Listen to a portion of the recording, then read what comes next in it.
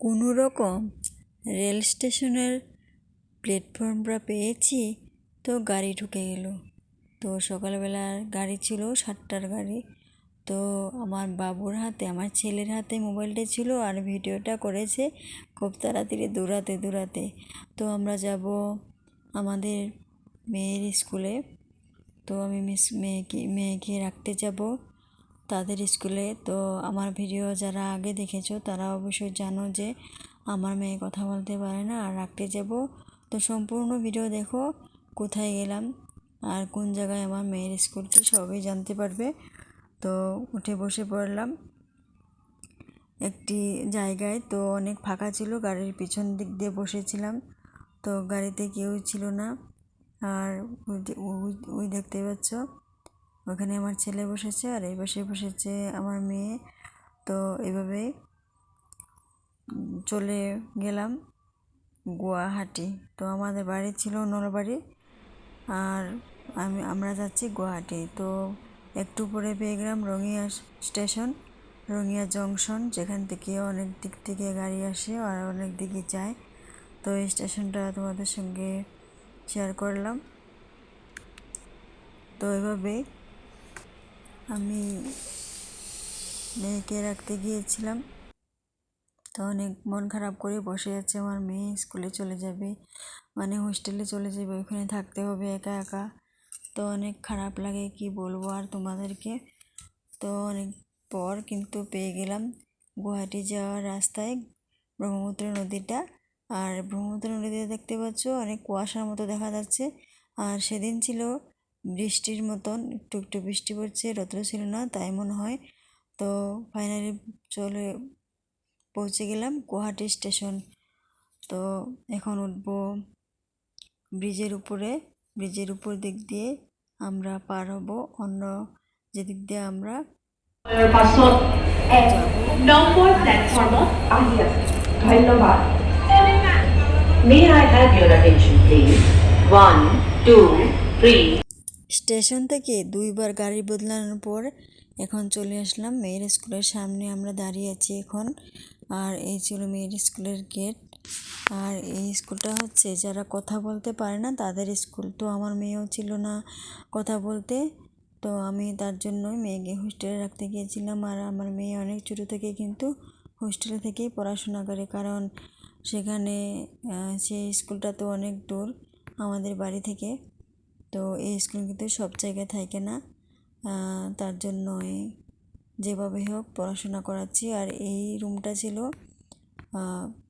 মেয়েদের, মানে হোস্টেলে থাকা মেয়েদের খাওয়ার রুম। আর অনেক কয়টা টেবিল ছিল যাতে অনেক কজন বসে একসাথে খেতে পারে। আর এই ছিল হোস্টেলের ভিতরে। চলে গেলাম আর দেখতে পেয়েছেন এটা হচ্ছে বারান্দা। তো আমার মেয়ে কিন্তু হোস্টেলের ভিতরে ভিডিও করতে দেয়নি, কারণ মেয়েরা অনেকেই যেভাবে তেভাবে থাকে তার জন্য।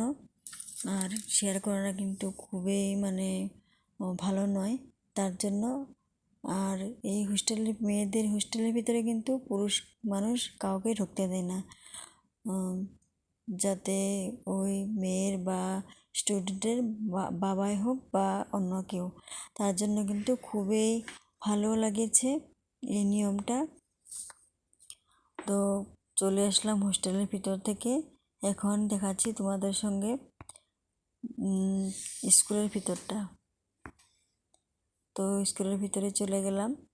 তো সেদিন ছিল রবিবার, তার জন্য স্কুল বন্ধ ছিল। আর দেখো বোন ভাগে কীভাবে নিয়ে যাচ্ছে স্কুলটার দেখানোর জন্য। আর চারিদিক পরিষ্কার পরিচ্ছন্নতা খুবই সুন্দরভাবে রাখে, ঝাড়ু দিয়ে সবসময় এভাবেই রাখে। আমি যতদিন স্কুলে যাই এত সুন্দরই দেখতে পাই। আর বোন ভাইকে দেখাচ্ছে কোন রুমটা কোন ক্লাসের, আর সুন্দর আলাপ করছে, দেখতে ভালো লেগেছিল। তো তোমাদের সঙ্গে শেয়ার করলাম এই ভিডিওটা। যারা যারা কথা বলতে পারে না তারা সবই মা বাবার বুকে পাথর বেঁধে সবাই এই জায়গায় রেখে যায় পড়াশোনা করার জন্য, শিক্ষিত হওয়ার জন্য। আর এই ভিডিওটা একটু শেয়ার করে দিও, যাতে সবাই দেখতে পায়, সবাই জানতে পায় আমরা কত কঠোর হয়ে আমাদের বাচ্চাদেরকে এত দূরে, যারা কথা বলতে পারে না, আমরা ফোনে কথা বলতে পারি না, তাদেরকে কিভাবে আমরা ওই স্কুলে রেখে ঘরে থাকি, কিভাবে আমরা এত মনে কষ্ট রেখে চলি, সেটাই তোমাদের সঙ্গে শেয়ার করলাম। আর স্কুলটা বন্ধ ছিল, তার জন্য গেটে তালা মারা ছিল।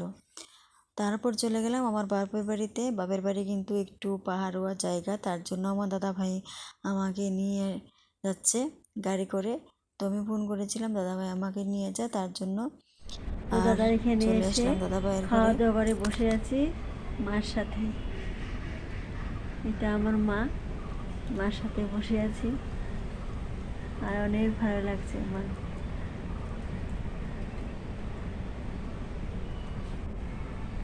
তো সবাইকে পরিচিত করে দিব, আর দাদা বৌদি সবাইকে পরিচিত করে দিব তোমাদের সঙ্গে। এখন বাজে রাত 8টা। তো আমি এসেছি কারণে আমার বোনও এসেছে, এই দেখো। আর নাকি গিয়েছে কাজে, আলু পেঁয়াজ কাটছে, মাংস বানাবো, মাংস এনেছে দাদা ভাই, আর সব জোগাড় করেছে। এটা হচ্ছে আমার দাদার মেয়ে, দেখো আমার থেকে কত লম্বা হয়ে গেছে। আর এই যে মা এখানে ভাত বসিয়ে দিচ্ছে। এই যে আমার দাদা ভাই, হ্যালো হাই। আমার দাদা ভাই, সবাই একসাথে, অনেক আনন্দ, অনেক ভালো লাগে। এই দেখো, এটা আমার দাদার ছেলে, এটা আমার দাদার ছেলে। আর এটা আমার হচ্ছে বোনের জামাই। সবাই একসাথে, অনেক ভালো লাগে। বাইরে মাংস রান্না করছি, বাইরে চৌকাতে এইভাবে মাংস রান্না কিন্তু মজাটাই আলাদা, আর অনেক স্বাদ লাগে এইভাবে একসাথে বাইরে চৌকাতে মাংস রান্না করে সবাই একসাথে খাবো, অনেক মজা করব।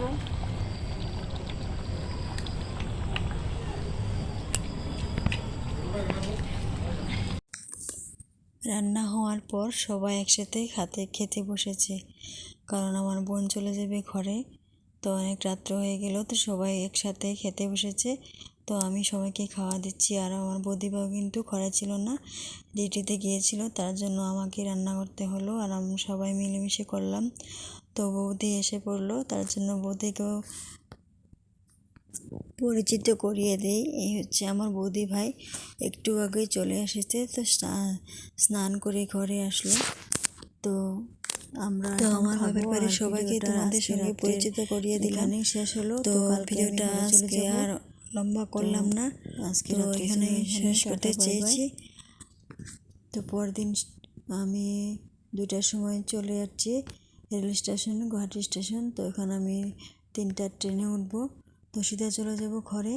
তো আজকে ভিডিওটা এখানে শেষ করলাম। যারা যারা আমার ভিডিওটা দেখতে পাচ্ছ অবশ্যই কমেন্ট করে জানিও। তো টাটা, বাই বাই সবাইকে।